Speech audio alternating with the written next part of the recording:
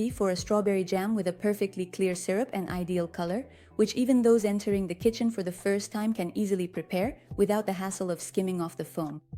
We thoroughly wash 1 kilogram of strawberries with plenty of water until they are completely clean. We place the washed strawberries on a paper towel. This is because the paper towel quickly absorbs the excess water. As a result, the preparation and cooking process is completed more quickly. We carefully remove the stems. To 900 grams of granulated sugar, we add half a glass, that is 100 milliliters of hot water using a 200 milliliter glass. On low heat, we stir and wait for the sugar to dissolve and come to a boil. Once it boils, we add the strawberries and 1 tablespoon of lemon juice on top. We add the lemon juice to enhance the color.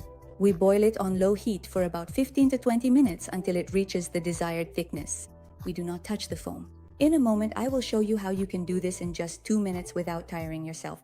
To remove the foam after the jam has cooled down a bit,